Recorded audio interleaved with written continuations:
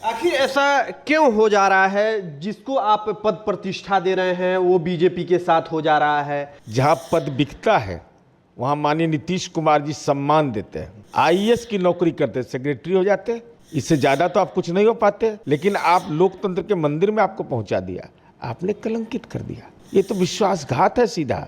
आप उपसभापति हो गए, माननीय मुख्यमंत्री राज्यसभा नहीं भेजते तो आप कहां पहुंचते। पार्टी ने फैसला लिया, उस फैसले का भी अनुपालन अब तक आपने नहीं किया। और ऐसी स्थिति में आपने कल जो भी इतिहास के काले अध्याय में आप गवाह बने, इससे मन में जरूर पीड़ा हुई। नमस्कार, दर्श न्यूज में आप तमाम दर्शकों का स्वागत है। कल एक तरफ पूरी जदयू पार्टी नए संसद भवन के उद्घाटन से पहले अनशन पर थी, तो वही कल जदयू से ही राज्यसभा सांसद हरिवंश सिंह उद्घाटन समारोह में शिरकत करने पहुंच गए थे। हमारे साथ इसी मुद्दे पर बातचीत करने के लिए जदयू के कद्दावर नेता नीरज कुमार मौजूद हैं। इनसे हम जानते हैं। सर, एक तरफ आप लोग कल अनशन पर बैठे थे और दूसरी तरफ आप ही के राज्यसभा सांसद हरिवंश सिंह उद्घाटन समारोह में शामिल हो गए।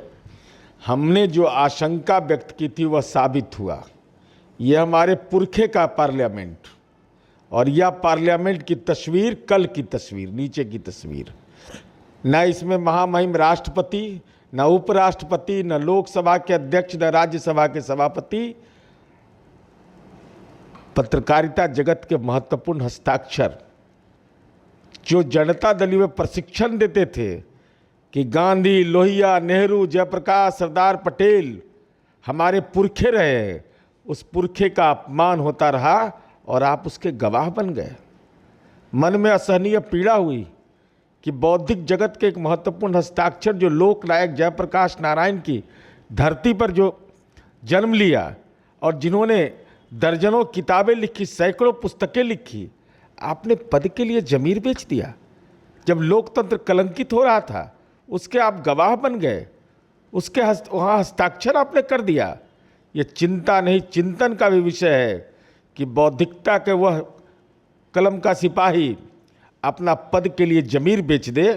यह निश्चित रूप से दुखद है, पीड़ाजनक है, चिंताजनक। ये अपने ही पार्टी के नेता पर आप गंभीर आरोप लगा रहे हैं। मैं जो समझता हूं मैं बोलता हूं, मेरा स्वभाव है। मैं इसकी चिंता नहीं करता।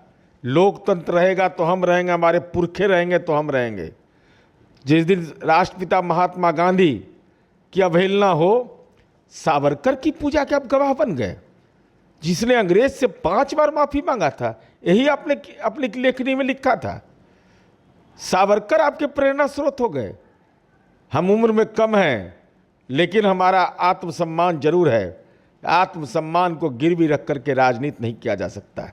वीर सावरकर की पूजा तो शहीद आजम भगत सिंह क्या थे?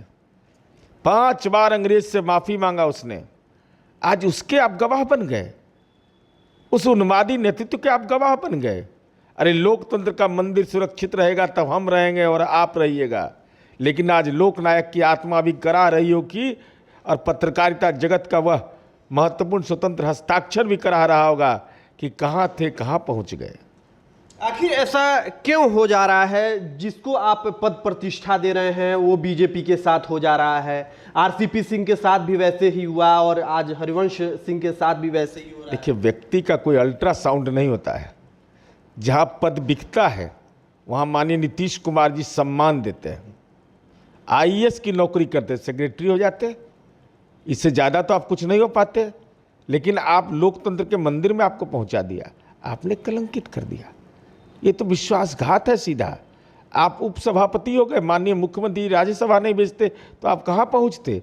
पार्टी ने फैसला लिया, उस फैसले का भी अनुपालन अब तक आपने नहीं किया, मुझे जानकारी नहीं। और ऐसी स्थिति में आपने कल जो भी इतिहास के काले अध्याय में आप गवाह बने, इससे मन में जरूर पीड़ा हुई। और पार्टी नेतृत्व को अधिकार है उस पर निर्णय लेने का, ये मेरे अधिकार क्षेत्र में नहीं है। लेकिन जो मैंने कहा है, अंतःकरण से कहा है, मन से कहा है, और मैं उस बात पर कायम भी हूँ।